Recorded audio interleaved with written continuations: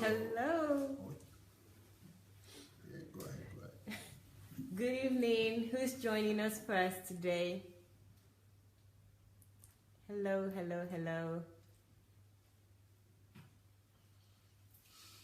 Who's there? I'm excited to see. I can't see your comment right now.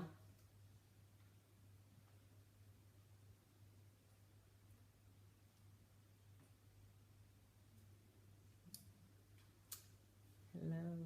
Good evening. Oluwatoyin, you're officially first today. Good evening. Hi, Paul. How are you? Good evening, everyone. As you're coming in, please start to share immediately. Esther, how are you? Good evening. Rind, good evening. Good evening, everyone. Thank you for joining today. Oriyomi, how are you? Good evening. Thank you, Paul. Thank you, everyone. Please start sharing immediately. Hello, Anu, how are you? Justine, good evening. Thank you, everyone. Thank you for sharing. So share, please. Emmy, how are you? Hello, Chris. Good evening, everyone. It's a lovely day today here in Ukraine. I hope wherever you are, it's as beautiful as it is here in Ukraine. Hi, Hema. Good evening. Gloria, good evening. Good evening. Thank you, Oriyomi. Thank you for that. Leslie, how are you? Good evening. So guys, look what we have here. Look what we have here. Yesterday, I'll tell you a little story. When Dr. Sunday was talking about this magazine, I was thinking to myself, this is exactly what I should have said. Because weeks ago, I was telling people here, my colleagues here, that I feel like we're making history, but I didn't say that. So let me just tell you, let me start my promotion of this book, or even telling you, it's not even a promotion. I really feel like we're making history, and that is true. I felt like that since I came here in January.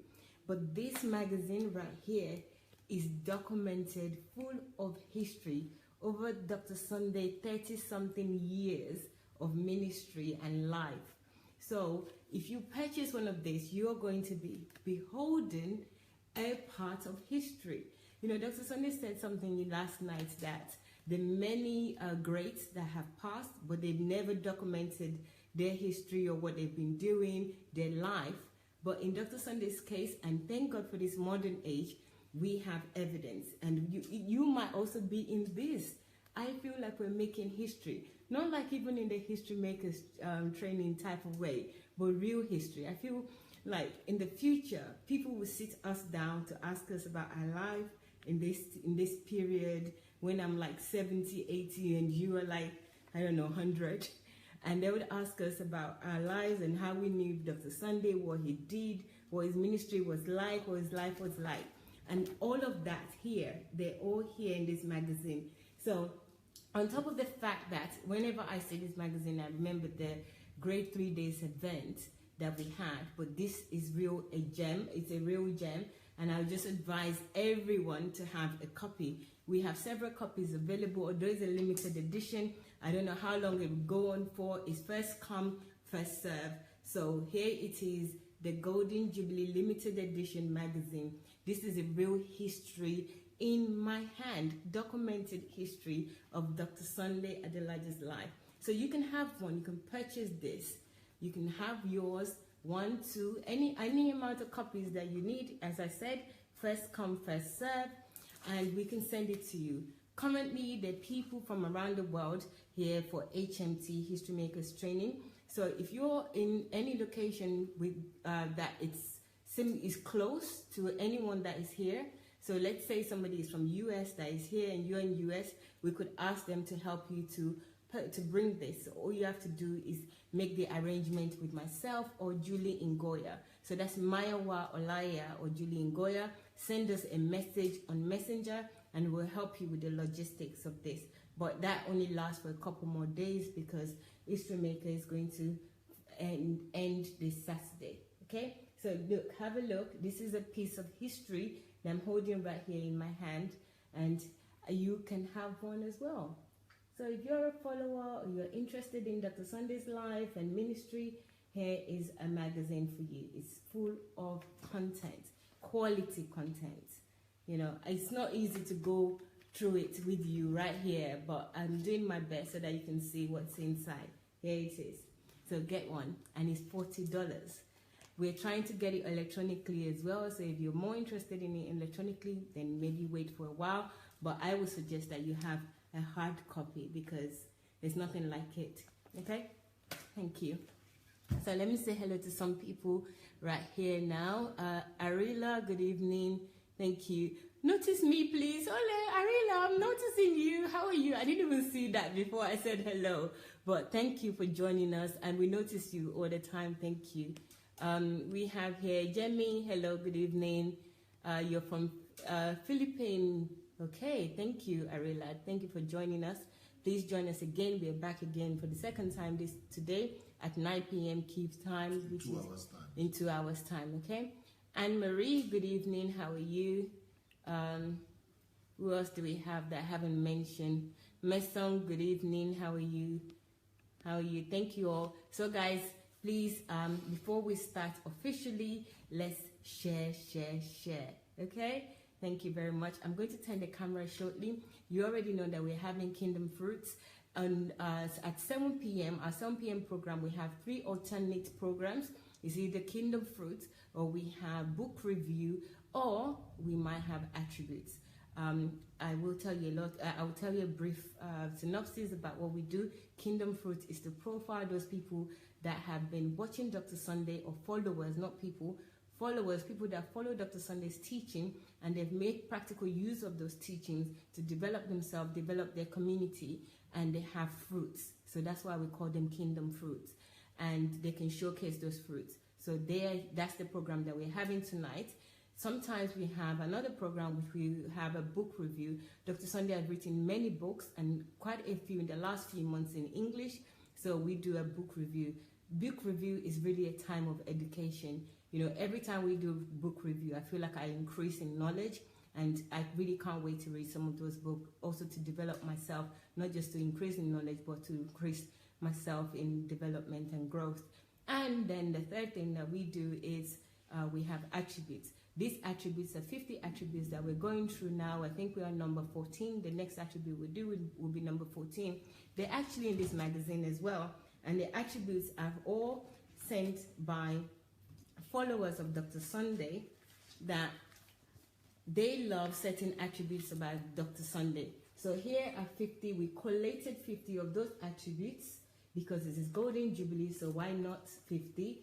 And we share our thoughts on these attributes in relation to Dr. Sunday, and even our lives, and how we can develop these great attributes. I have been educated during these attribute sessions. There's some of these attributes that, even though I know the words, but I don't really know what it means, and I really don't know how it pertains to me as a person, or how I can develop myself. During this time of attributes is really a good time for me to grow and have understanding. You know, the last one we did was Oracle, and believe me, I really learned a lot, especially from the commentators and also from your comments. So join us for that as well. That's 7 p.m. daily. That's every single day, 7 days a week. So join us. So without further ado, let's start today's Kingdom Fruits, and we've got a hero.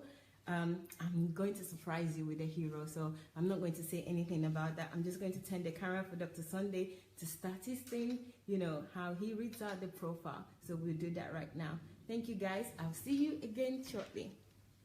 Okay.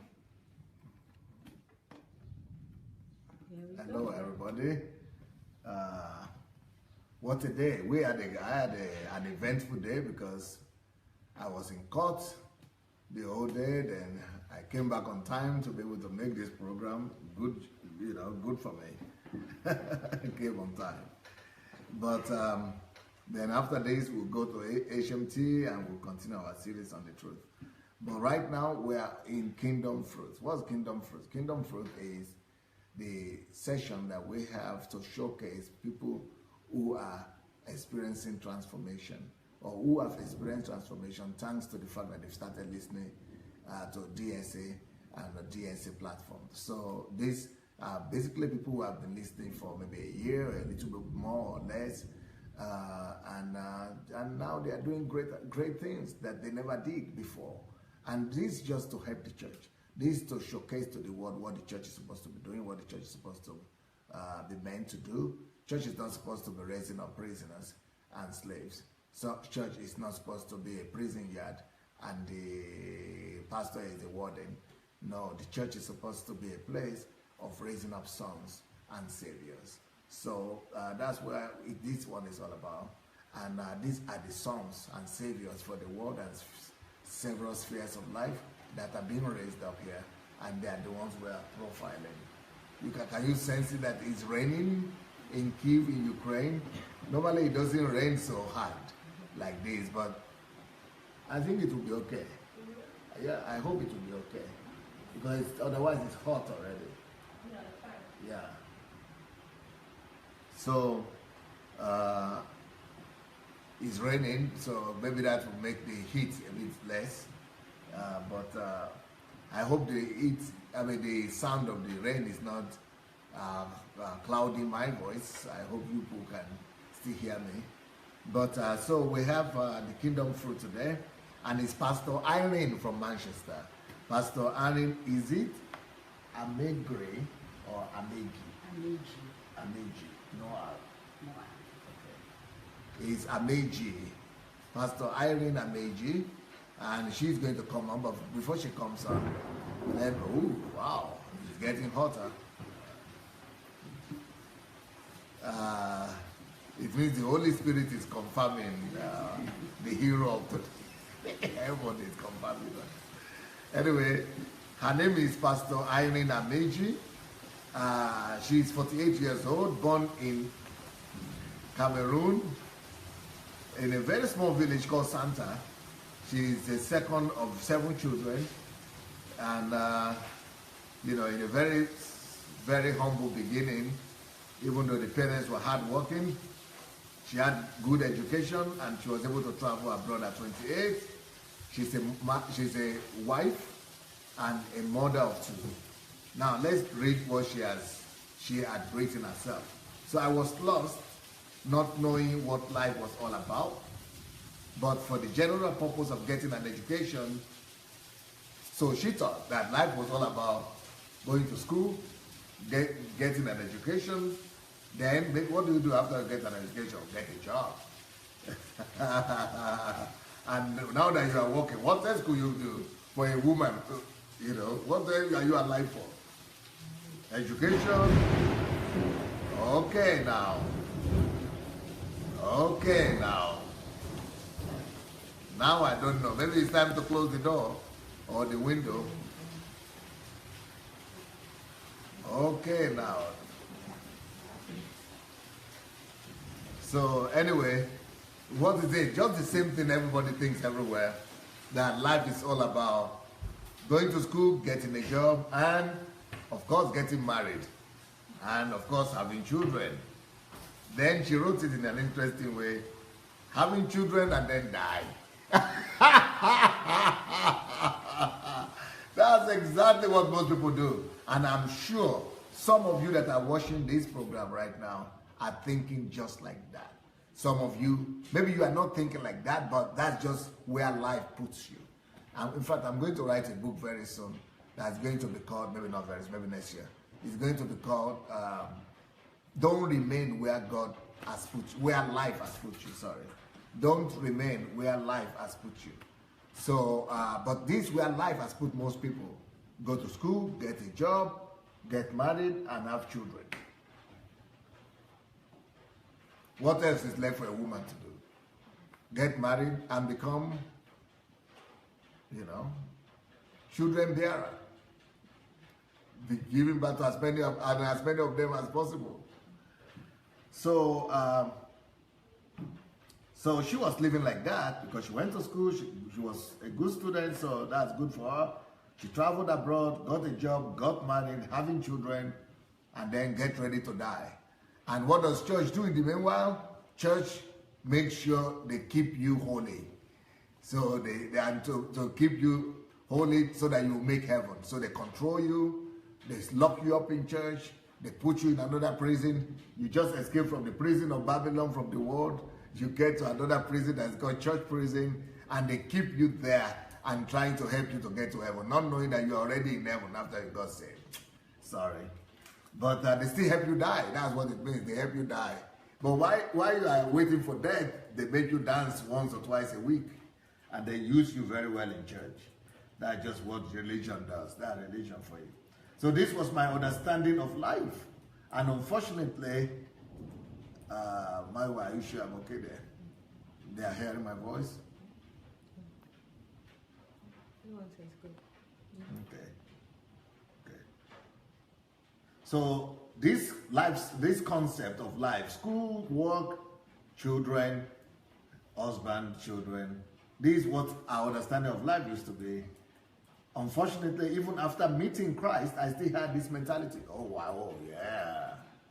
The church will keep you under that mentality. For sure, they will help you to keep that mentality, because that's the only way you could remain in church. And if you are going to be carried away with the job, or you're calling too much, they will help you to tell you to be coming to church 3 times, or 4 times, or 5 times in a week. So this was my understanding. Attending the church and singing was the most I understood of purpose. Go to church and sing in the choir. That's like the only thing women could do almost. And maybe now they started introducing greeters. So you could be greeting people and smiling. At least they put your teeth to a good use. So I was happy that I had met Jesus, but that was it. Not happy anymore. I have been a born-again Christian for 21 years. The early part of my Christian life was dull, full of condemnation. I came to Christ as I was attended church. I came to Christ, attended church faithfully, sometimes even up to 3 times a week, but had no revelation of my new nature and how to practically live this life. The church I attended made it worse when they told me that God only answers the prayers of people who are holy. Ooh, as if the pastor is holy himself, huh? Well, if we are holy at all, it's only because Jesus made us holy. That's all. We cannot take credit. I knew I was not holy, so this knocked my confidence and affected my relationship with God. I spent my time trying to live holy, but the more I tried, welcome to reality, welcome to Christianity, the more I realized that I was even worse. I had the mentality that God was not answering my prayers because, of course, the pastors have said I was not holy. I lived in condemnation. It was so bad that if God did not intervene, I would have drifted into condemnation utterly. I did not know the love of God, the Father, and this makes her weep, because she didn't know the love of the Father. But I was one of the most faithful church attendees. I started following Dr. Sunday's teaching on November 2015 through reading his book and listening to messages on his blog. I first knew of Pastor Sunday not from listening to his video or audio message, but from reading his book, Church Shift. And this was in November 2015. I met a pastor who recommended that I read Church Shift in 2014, but I did not take him seriously. A year later, I met a sister in Christ who told me that the Lord told her in a dream to read the Church Shift book. Actually, yeah, many people have had that kind of encounter. God will appear to them and say, go and read Church Shift. Go and look for, he will show them my name, go and look for this man. Then I remembered what the pastor told me a year earlier and decided to buy the book. This was in November 2015. I was born again in Cameroon for a year prior to my traveling abroad. Arriving overseas, I sought to become a member of a local church, as I had thought that was the right thing to do. You must find a church. Sorry to say, and I say it with much sorrow in my heart, that all the bad habits I will later struggle with in life, I learned them in church. Bad habits like being competitive, that's why people dress to church. I'm sure I like the way she's writing because she's making it so real. It's everyday thing that everybody encounters. And all these people know what we're talking about. Everybody encounters the same thing. Beautiful. Thank you for bringing. I mean, she's bringing it up in a different way that we are not used to here. I mean, these are just real stuff, genuine. So things like competition, women know what that means. You know, trying to outdress each other. Then jealousy, also women know what that means. Gossip, ooh, ooh. Church is full of those. Lack of confidence as a result of being branded a sinner for not properly aligning with the church rules. That's why you're a sinner. Don't follow the church rules. Truth doesn't matter. It's not about truth. It's about church rules. So you're a sinner. Well, in the struggle to become a better Christian, I tried much to abide by the rules of holiness of the church. By the time I left that particular local assembly, I thought I was a good Christian because she had tried her best. Little did I know that I had issues that had not been dealt with because I was subjected to man-made rules in the church. I was never taught the life-changing words I have been learning from the teachings of Dr. Sunday. A few years later, I was in ministry as a pastor myself.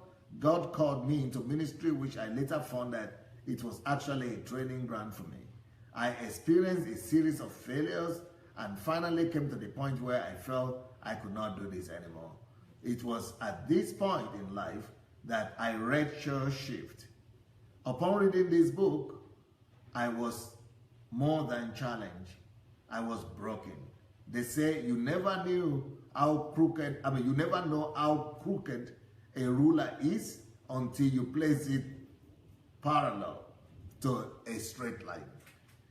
So you know how crooked that ruler is, because the straight line exposes so my eyes were suddenly open to my shortcomings. I could see why I was failing.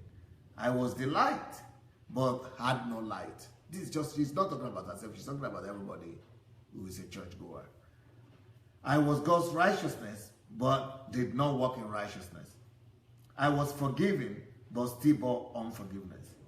I was a shepherd, but did not have the necessary food to feed the sheep with. Not only was I aware of my personal shortcomings after reading Church Shift, I also realized that my concept of church was a mess. I had been struggling to build another religious organization, not different from what I learned in church. She said she was going to repeat the same mistake. I had a vision which says to know Christ and become like him, but I was everything but Christ. Being in ministry without embodying Christ, dangerous. You set yourself up to failure. This was my case. I had people come to the church and leave, and I blame it on them. That's what pastors do. Pastors are experts in doing those things. They blame you for it. I knew I had to begin with myself. After reading the book Church Shift, I had such a burden in my heart to get to know more about Pastor Sunday. I discussed this desire with a pastor in December 2015 who told me about HMT and how he too had been wanting to attend. I sent Pastor Sunday a message through Messenger asking for the process of registration to HMT. He replied the next day and I was able to register for April HMT 2016. I was determined, especially after meeting Pastor in my first HMT in April 2016 and listening to his messages on love, to become an expression of love, especially given that I was starved of the Father's love while in the church. In the process, I have been taken advantage of so many times. I have been taken advantage of so many times. And instead of becoming defensive and angry, as I used to be, I now decided to love more. This is because I now have the understanding that love conquers all. My lack of confidence is now a history, and it happened after I listened to the message, How to Minister Supernaturally by Pastor Sunday. When he stated emphatically the scripture, he that says, he who is above all. This message was revolutionary to me. I went into ministry with all the strength to pray, and I prayed. But I realized that it was so easy for the enemy to get me still.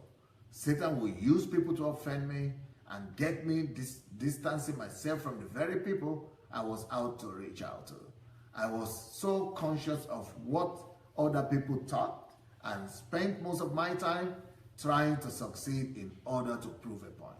After listening to this message, I understood first the authority that Christ had given me. I started to see myself as Jesus. I saw myself above principalities and powers. I became convinced that not even Satanism could harm me.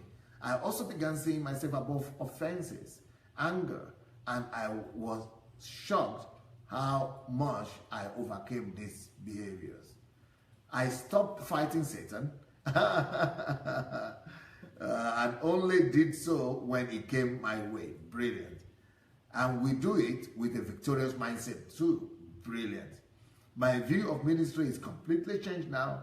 The focus is no more on just gathering people or preparing them for heaven, but because they're already in heaven, but reaching out to the kingdom, to the community, the city, the nation with the message of the kingdom. The greatest challenge I had was embracing the shift, the church shift, but I soon discovered that persistence and devotion to this new way were the keys. What are my kingdom fruits? One, my greatest product so far after meeting Pastor Sunday is my own personal transformation, the one that has taken place in me.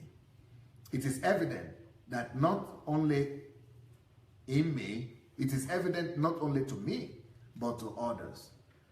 The transformation has come with another level of authority in ministry. Amen. After gaining an understanding of what true ministry is, I started to work on projects that will bring about community cohesion and transformation. Beautiful. And she has some good, wonderful stories. I remember she told me a story last year about after coming back from HMT and how she went out from home to home. And it wasn't just ordinary rug or something she gave. And, she had some of those wonderful stories. Then we have an outreach, a group that is called Moms and Tots group, yeah? And this is designed to bring mothers in the community to us, where we befriend them, develop trust, and provide a solution to their challenges as they open up to us. Beautiful. Banquet Sunday service. After listening to Pastor Sunday, I lost the traditional way of doing church.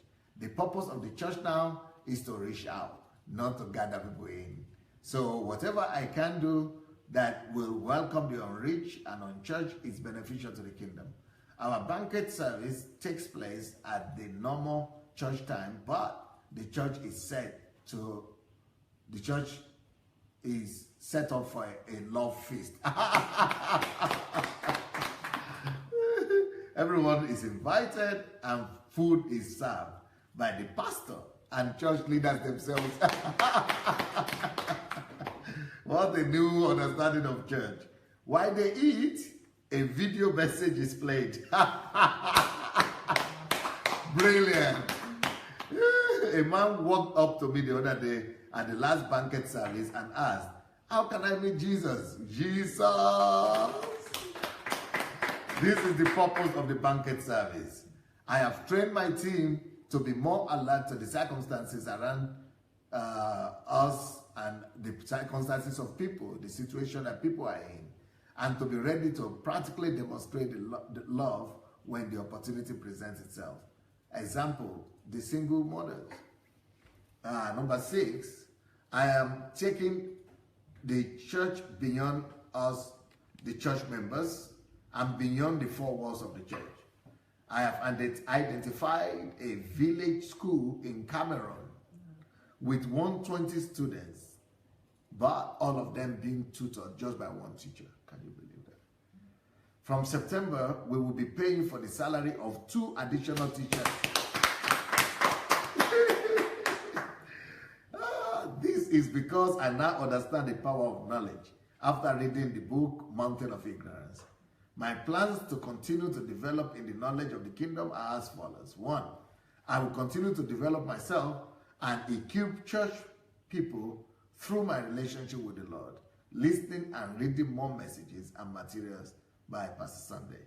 I am determined to continue to put into practice what I'm learning, identifying the ills of the land and developing projects to resolve them. I was really challenged by the book Mountain of Ignorance, especially on how costly ignorance is. We are now working on opening up a library with a cafe alongside.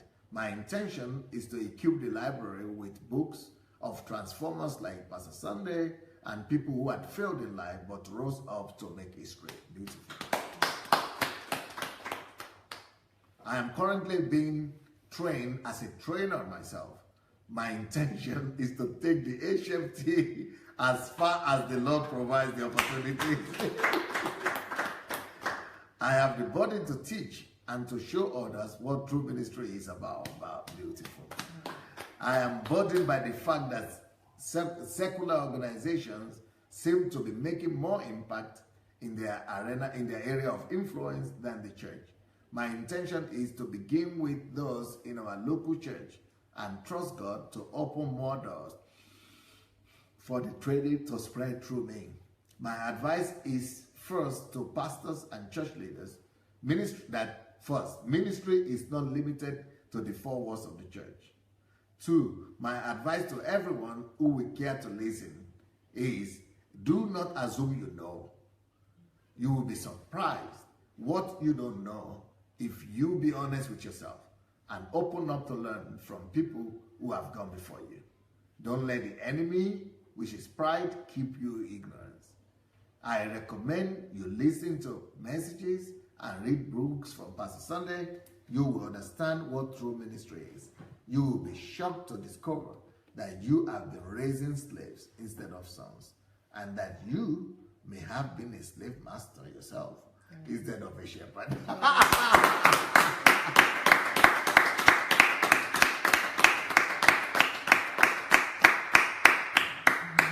Beautiful. What a beautiful writing. Well. My hero today is, you can stand up, I will help you out. As she comes close to me,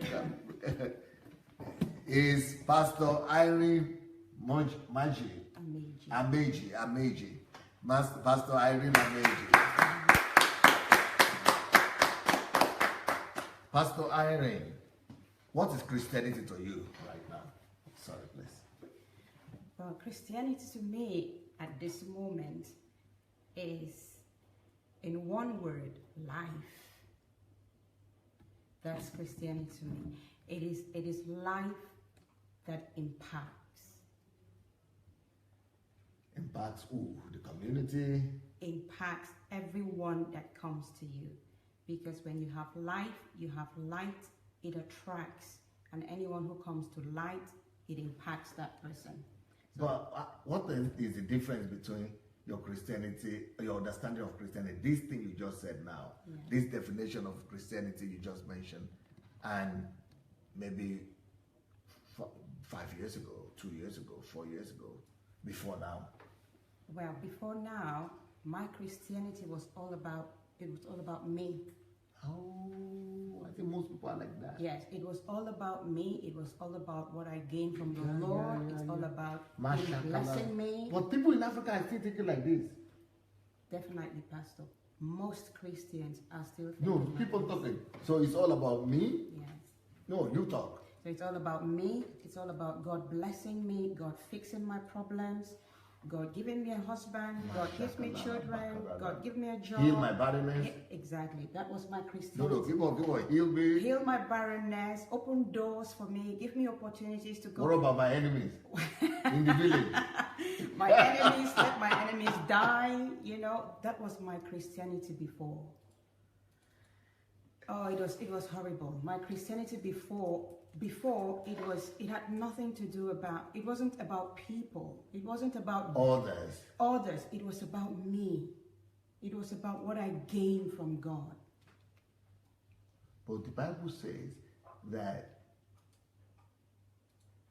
honor, or what does it say? Does it say honor others above yourself? Treat others, honor others above, elevate others above yourself, or, to care for the interests of others above your own interest. I didn't know that. I didn't know that, Pastor. If I found myself with people, I'd want to be the first. I'd want to be the one that gets it. But why should it be about your blessing? How do you call it out? God blessing me. God blessing me. Yeah, providing for me, opening doors for me. It was all about me feeling good. But God already did all that. I didn't know. But now it's about what you do for Him. It is about what I do for Him. So there's been a total shift in mindset. Well, look what it says here.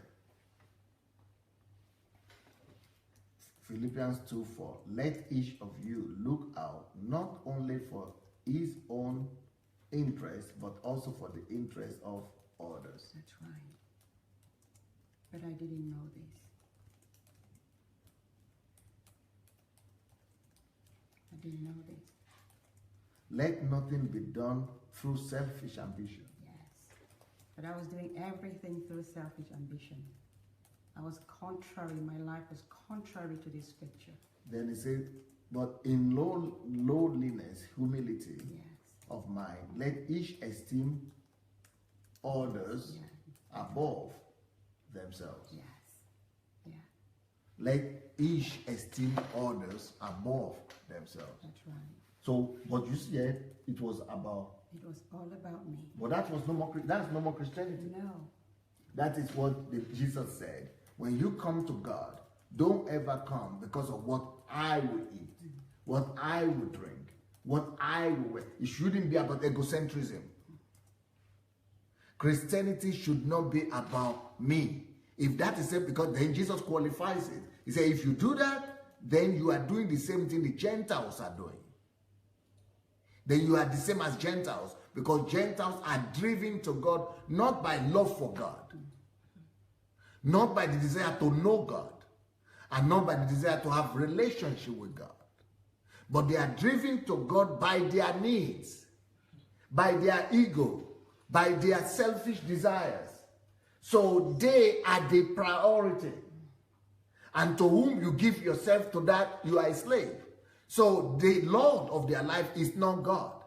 It is I. My desires are my Lord. Only I use God to meet those desires. But is that difference, that dichotomy, that separation between the definition of Christianity you gave now and the one you just described that most people are still practicing in our continent, that dichotomy, that difference, do you now see the clear difference now, the departure? Definitely. Definitely. Because now I understand that when I stand before the Lord, I will be judged based on my legacy, based on what I have done with what He gave me for others. Not what you get for yourself. No, not what I've done for myself. So I have that understanding now. You know, I believe God has given me gifts. But the purpose He gave me was so I could multiply the gifts. And you multiply it, the more you are able to use it for others, the more it multiplies. But this is something that I didn't know. So to me, I was successful as far as I was above, the other sisters in the church, as far as I was the one who... I was better than my neighbor. Definitely. Yeah.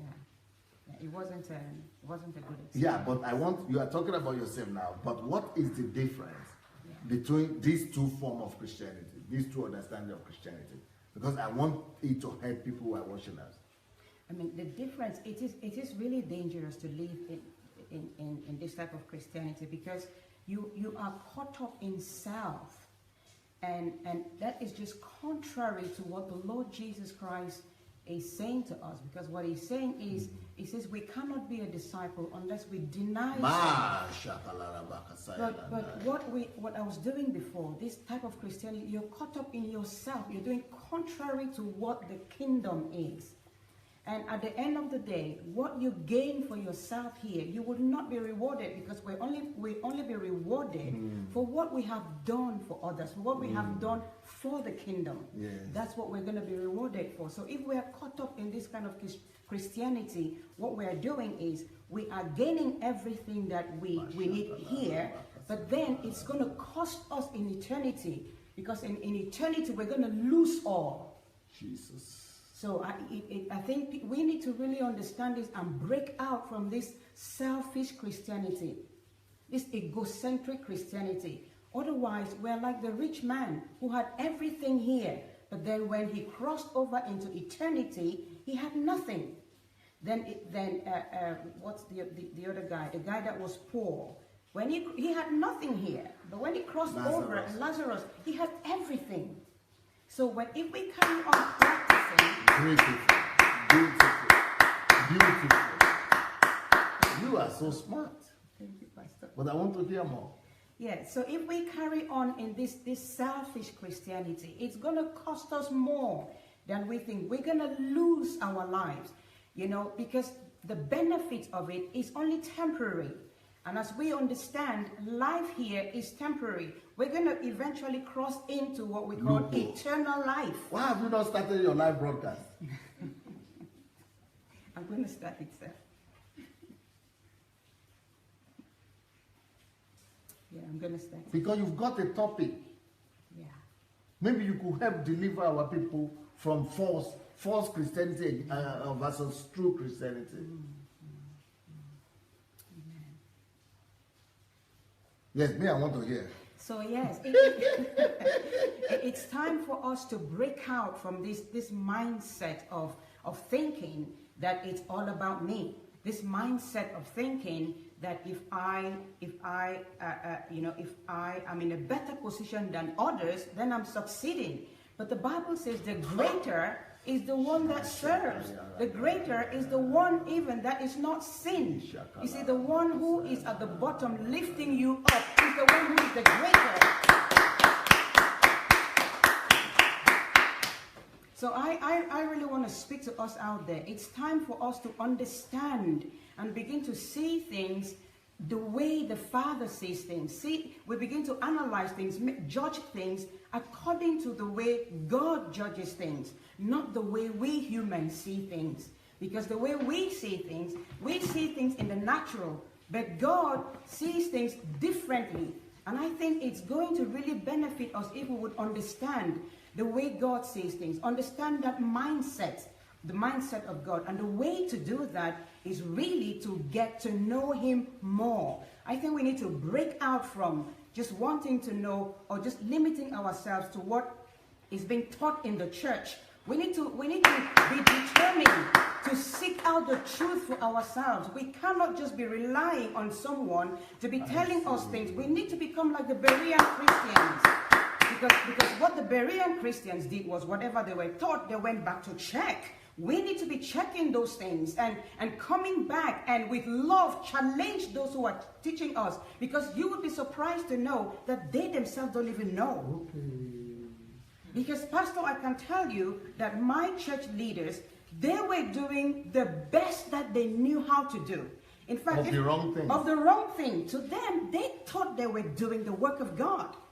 When they put you under those regulations and rules, they think they are doing the right thing. A lot of them, I can assure you, don't know. Amazing. So yes, it's time for us to begin to seek to know the mind of God and seek to see the way the Father sees and seek to remove our eyes from the benefit of the things of this world because they lie a greater benefit in eternity. Just like Jesus said, right? Yeah. Pile up your store up your treasure, not on earth. Not on earth, because, that's right. Yeah, but the focus should be... Definitely, because the moth and the wrath would destroy what we plant here on earth. But he says we should, put our treasures in heaven. You looking back now, doesn't it appear to you as if this is a totally different gospel you got. You discover a new gospel. I think you are starting on afresh. It is. Being born again all over again. It is, Pastor. It is. It is new. It is revolutionary. It is transformation. You know, because when I look at my life before and I look at my life now, they are two different people. And you know, it's not as if I didn't know the scriptures. I knew the scriptures, I knew how to quote them, but they meant nothing to me. I couldn't express what I was saying. And Pastor, I won't forget the day that I was having, because this thing even affected my home, it affected my marriage. Because me and my husband, we were quarreling all the time. And I was thinking it's him. And I was shocked the day I stood before God and God said to me, the problem is you. I said, me? How could it be me? Because I thought I was I'm the only one. Indeed, I thought I was the spiritual one. And God said, the problem is you. I was surprised. So it's time for us to seek the truth. And to pay the price for the truth. Buy the truth and sell it not. It's time for us to seek the truth. What do you think did it for you? What was that breaking point? At what point do you think, now I got it, the difference between what Pastor Sunday is teaching and the rest of the people? Why? Because people are still coming to the platform and they have still not gotten it. Yeah. They say, okay, it's still interesting teaching, he's a good teacher or something, but they've not gotten what you caught. Yeah. You have been able to put it in perspective. You have been able to, departmentalize it or compartmentalize it. You've been able to put them in, No. So, compartmentalize it. You've been able to do that. So, which is wonderful. So, what did it for you to make a departure from, the thing that you were practicing before, and to say, now I got this new gospel, the gospel of the kingdom? I think the first thing to begin with is what our relationship is with God. Because a lot of Christians, we are not genuine. I see. We are not genuine. So you see, you can be wrong, but genuinely wrong. And when you are genuinely wrong, like Paul was, remember? Paul was persecuting the church. But he thought he was doing the right thing. That's right. So he had a genuine heart. That's where it begins. If we are genuine, regardless of where you are, God will meet you. Because he knows that this person, if this person can only know the truth, they will turn around. And that genuineness will be the right genuineness. So the first place to begin with is to have that genuine heart. That we are not pretending. You have a lot of people pretending in the church. A lot. So we need to come out of that pretense. Now when we come out of that pretense, now we position ourselves in a place where God is now willing to give us revelation. Because when I read Church Shift, I tell you, I cried the whole night. I was weeping because I could see how wrong I was. I could see how I've been building myself. When I look at Pastor Sunday's story and see how open he was, I saw how genuine this man. I thought to myself, I'm not real. I'm not real. I've been building a facade. I've been trying to put forth, yes. To be a pastor. Definitely. I was broken. I was really broken. And it's all because... But there are a lot of people who are doing the same thing still definitely. Now. That's right. That's right, Pastor.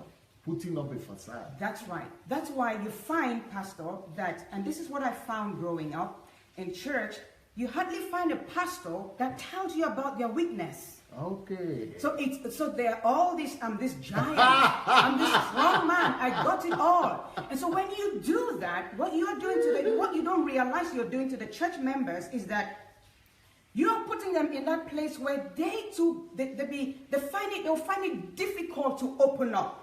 Then you realize you are actually building up hypocrites. You understand? Because unless, you see, the way pastor is, I'll find it so easy to open up to him. Why? Because he is a man that opens up. Then he makes it easier for me to open up. You see, so we pastors and church leaders, we need to come to that place where we are willing to show to the sheep that we are weak. Yes. that we struggle with the same thing they struggle with. Definitely. We need to be real. When we are real, we're going to raise up real Christians.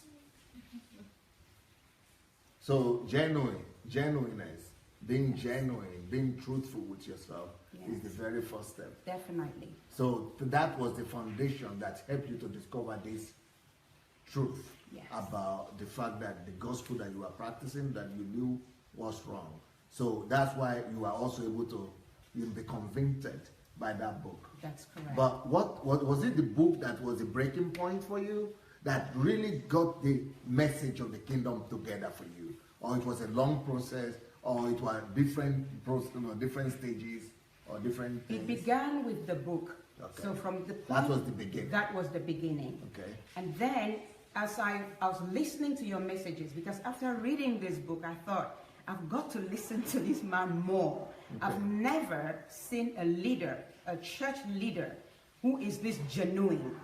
And I thought, this is the person I need to listen to more. Truth. So I began I'll go to your blog and I'll be listening to messages. I listened to countless messages. And the more I listened to those messages, the more truth I was getting. Even when I came here, the first HMT, if you were sensitive, you realize that I still had issues. I had a lot of issues.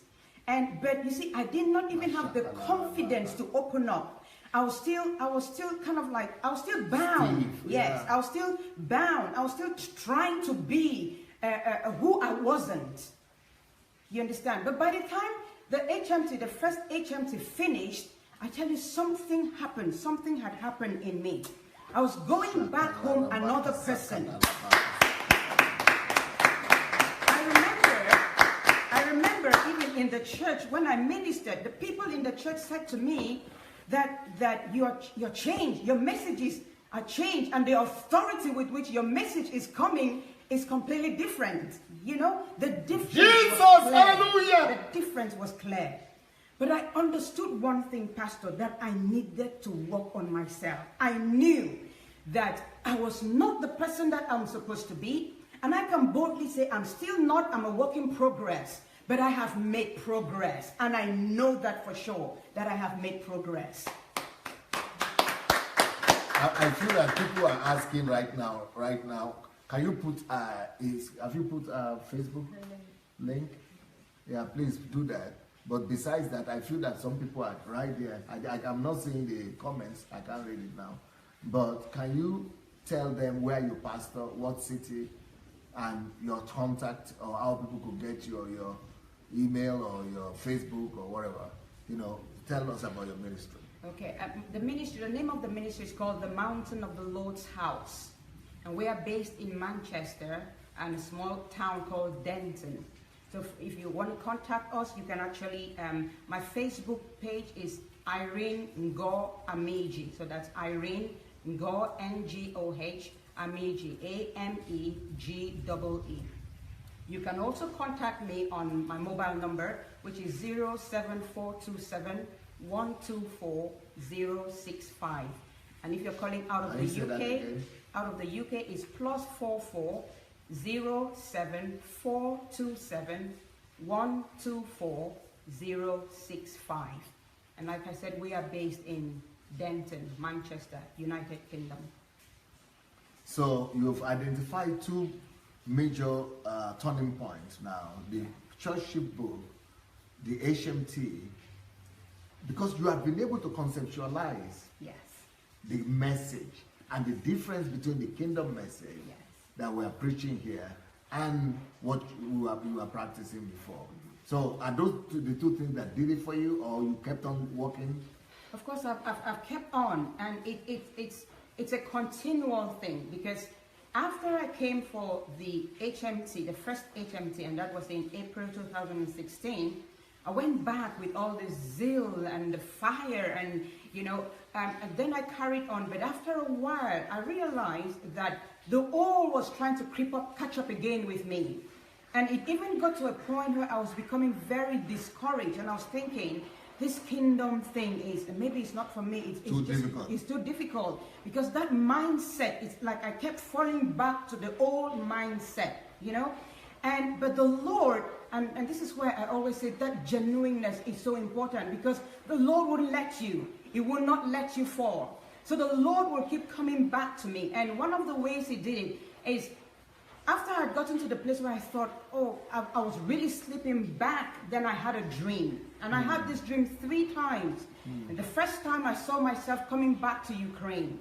And then the second time, I saw myself, and all 3 dreams happened within a week. Wow. I saw myself coming back again. And then the third time is Pastor Sunday that appeared to me in a dream. And he just said to me, let's go. And the moment he said, let's go, we were in Ukraine. Jesus. Then I knew, praise the Lord, I knew that I had to keep up with this thing, because to isolate myself wasn't the answer. Because imagine, I've been in this old system for years, you know? And so it's not just a few months that's going to erase everything. I've got to be consistent. And the Lord told me, you have to be consistent with this. So that's how I found myself again in the second HMT in April that's just gone past. And even after coming to the second HMT and going back, there are times that, because I'm somebody, I work full time, then I do pastoring, then I'm a wife. So sometimes I get overwhelmed with the tiredness, and a mother and a wife. So I saw Pastor came again in my dream, and this time around he held my hands. And he said, you can make it, let's go, you can make it. And as he held my hands and we're walking, I woke up. And I knew that I had to be encouraged. This is the right path that God has placed me on. And I must not come out of this path. So I want to encourage you out there, you know, perhaps you don't have the opportunity to come here and you're just listening to Pastor on Facebook. Be consistent. Consistency is the key. Because imagine you've known the old, and that old is ingrained in your mind for years. It's going to also take time for that to be completely erased and for your mind to be renewed. So I want to encourage you, keep listening to these messages, and every opportunity that you have to apply the message, please do so. It is in doing so that you get transformed and become an embodiment of the message that you are listening. Amazing. I remember some of the stories, some of the very exciting kingdom stories that you did, how you started going about your community, yes, and you found out needs. Yes. You want to tell us some of those, or maybe some of your feeding program and things like that? Yeah. Now, you see, after coming to HMT, like I said to you, my mentality about ministry completely changed. Now, ministry to me is not limited to the 4 walls of the church anymore. Before, I wasn't even conscious about the people living around me. Can you imagine? As a pastor? This is sad. But you see, after going back, I started to. I remember me and my husband were just going to visit a lady. Then we fell on the wrong door, and we knocked, and the lady came out, and we realized this is not the person we're looking for. Then she said, oh no, that's the number you're looking for. So we thanked her and we left. And then we went back home in the evening. As I'm lying on the bed, something suddenly told me, you didn't meet that first lady for nothing. Go back to her. So I went back and I knocked on her door. And she opened up the door, and I started to talk to her. And I said, you remember me? She said, yes. I said, I believe that you have some difficulties, because when I knocked on your door, it wasn't by chance. And I feel God is sending me to you. And you know what this lady did? This lady is a single mother of four kids. And she had been so disappointed. The first one, she had the first 2 with a man thinking they were going to get married. They didn't get married. She had the second one with a man thinking they would get married. They didn't get married. And now she was pregnant with the 4th. And in pregnancy, the man abandoned her. And she said she was at that point where she was about to give up.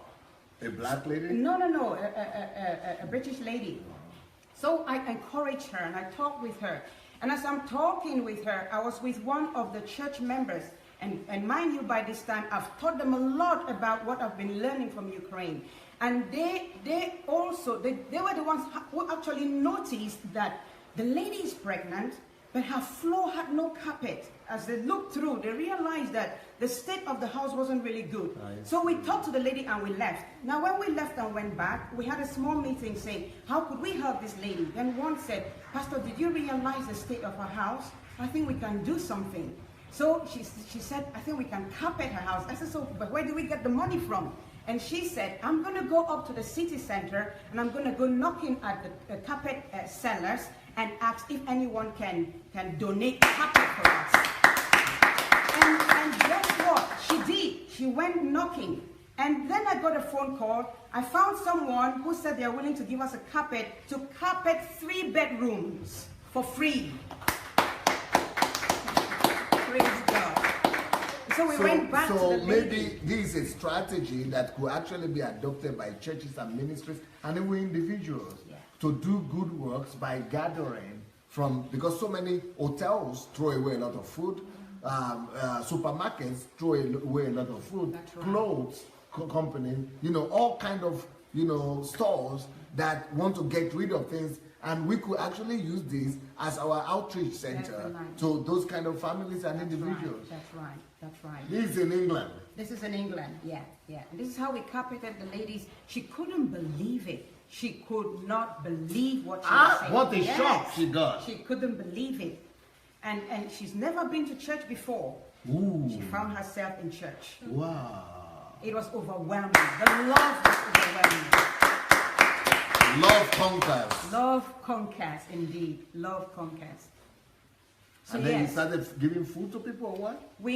What we did was our moms and tots. Yeah. Our moms and tots group. Or even on Sundays. On Sundays, our banquet service, my goodness. Yeah, that was I actually have a picture of the banquet service, the way we do it. Okay. My glasses, I can't see close. So there we go. So you come to church. That's how the church. I can't believe it. Yes, that's how the church is set out. No, it's not on possible. a church service, on a Sunday service. No, you are not serious. Yes. No, bring from the beginning. Let's start from the beginning. I'm going to show the people. Okay.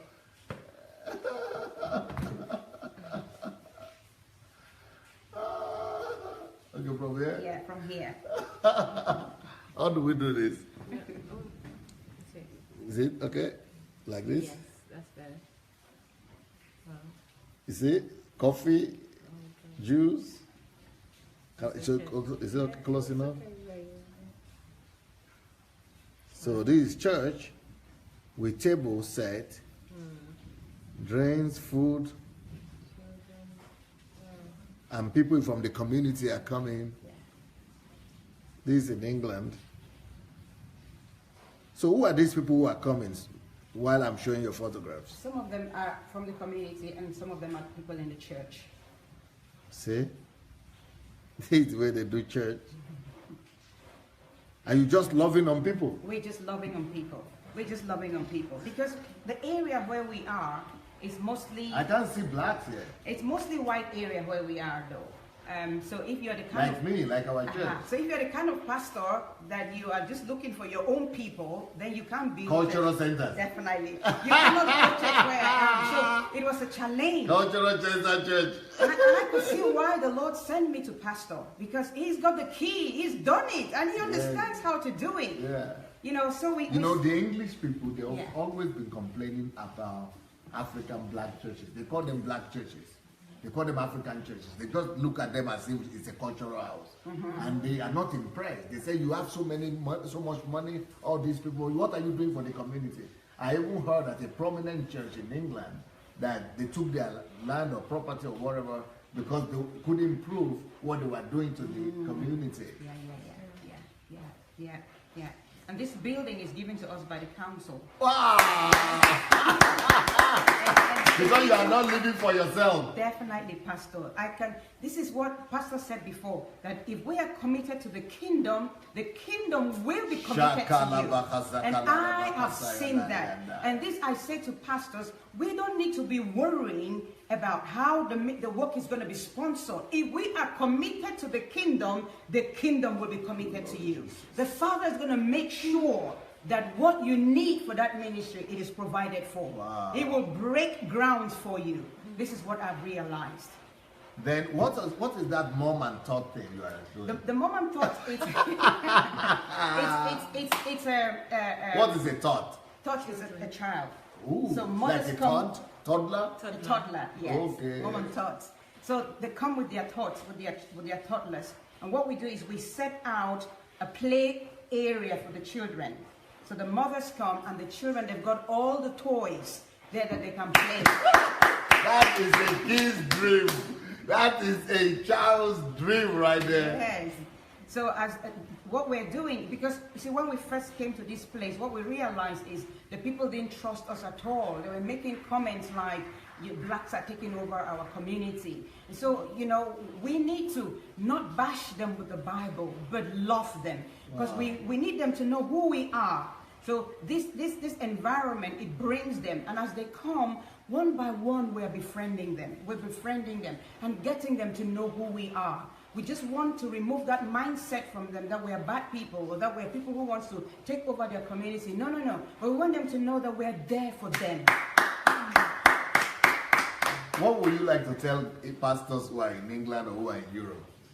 This is my message for the pastors. I know this is what we are building, most of us are building, is, I would say, our own empire. We are limited. We have so much, but we are so limited. We are not making use of what we have. And my message to every pastor out there is, we need to break out of this mindset of church within the four walls. We need to begin to reach out to the community. We need to begin to use the resources that we have, not to build for ourselves houses and drive in big cars. And in fact, so when people see the car I drive in, they ask me, "You're working, you're earning, you have a church, why are you driving this kind of a car?" I said, "Because it takes me where I'm going and brings me back. That is what matters to me. But I've got more important things to do with money, you know?" So we need to come out of, there's no point us having little, but we're just using it for ourselves. And the people out there that the Lord Jesus Christ died for, the people out there that he shed his precious blood for, they are lost. And we're sitting within our churches just enjoying ourselves. And when you enter into most of the churches in England that is being pastored by us from Africa, it's what you call black churches. But there's nothing like a black church. There's nothing like a black church. And we need to try to reach out. And it is so easy to reach out to these people. If we can just break out of this mindset of just having this group of people that comes into our churches and worshiping us as gods. You know, one of the things that you're going to find, it's going to be very challenging, because the British man will come into your church. He's not going to worship you as a god. He's going to challenge you. He's going to challenge you. And this is what pastors don't like. They don't like this. To be challenged. They don't like it. Because these people, they have a different mentality. They're not like us. They don't have the slave mentality. They're not going to bow down to you. No. They're not going to say, "Oh, sir." They're not going to do that. They're going to call you by your name. And the thing is whether you like that. So we need to roll up our sleeves and go to work. That's my message to the pastors. Instead of sitting in these comfortable chairs in the church and walking on red carpets, there is work for us to do. We need to roll up our sleeves and go to work. Brilliant. I didn't know you are still working now. Yes, Pastor. So how come you are having all the time to make it to all these live broadcasts? Well, there's sometimes I'm driving and I have to put on my phone on the dashboard and still following. And I get home and, you know, Pastor, what is important you give priority to? Because I know what I'm gaining. I know what I'm gaining, so I give priority to these things. You know, but yes, I work full time. It's very limiting, you know, because I've only got Saturday and Sunday. But for now, I just make the most of what I have. Because I believe God is going to release me from that Uncle Sam system. Yes. But for now, I'm just making the most of what I have. You spoke about books you have read. You have spoken to us about Church Shift. Yes. Tell us about the Mountain of Ignorance. Oh my God, that one blew my mind. I didn't even know how ignorant I was until I read the Mountain of Ignorance. And I tell you, what I really got from that message is just the fact that ignorance is costly. There are a lot of things that we lose just because we don't know. Imagine my life growing up as a Christian. The things I suffered was because of ignorance. And that, just reading that book gave me the passion. This is why, you know, in this building that the council has given us, Pastor, I'm thinking, if we set up a library in this place, they will not be able to come back to us and say, "We want this building back." You understand? And the people in my community, Pastor, I tell you, These people are closed. These people don't know. Especially if they are white. Definitely. And so I'm just thinking, Mountain of ignorance, is there? if we set up a library with these books in, and once in a while, we just have like a conference where we do some, just give a talk from these books, it's really going to help our community. This is the book, yeah. You said no. Yes, I'd really encourage people to read this book. Please read this book. Read and this church book. sheet is not there. Then what are the other books or messages that you would like to talk about? I've read the Uncle Sam one. Stop working for Uncle that's Sam. The challenging one.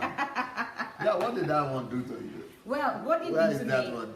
see, it's given me the now I have the desire to break out of this system, because what I'm saying is, can you imagine? I believe I have potential, kingdom potential in me. And Monday to Friday, I'm locked up in a building where I'm not even given the opportunity to speak about what I have, to speak about the kingdom. And I'm locked up in there Monday to Friday. It's so painful. Sometimes when I think about it, I weep. But I know, like I said, I'm going to come out of it. But you see, this system really limits us. It limits us. And what it did to me is, I'm beginning to, at this moment, what I'm doing is, I'm saving. I'm beginning to save, something which I wasn't doing before. So after listening to Pastor, I thought, okay, I'll begin with saving. And as I'm saving, my intention is that at the end, I'm going to be able to, move into projects that can, I'll have the resources to move into projects that can take me out of this Uncle Sam system. Because once I'm out of this system, I think I'm going to become more profitable to the kingdom. And then you read it. And church shift, oh my goodness, this one. In fact, the day I read this book, that same night, you won't believe it, God came to confirm to me that I'm a deliverer. Because I had a dream, and in the dream, I was in Nelson Mandela's house. And me and him were singing one song. And then Nelson Mandela gave me 2 ropes. Then I woke up. I knew. I said, this book is for me. Indeed. A reformer. Because he's the same. And a deliverer. Definitely. That's who he is. Definitely. So I knew from then. And this book is about that. Yes, Yes, Pastor. That's right. That's right. Oh, praise God.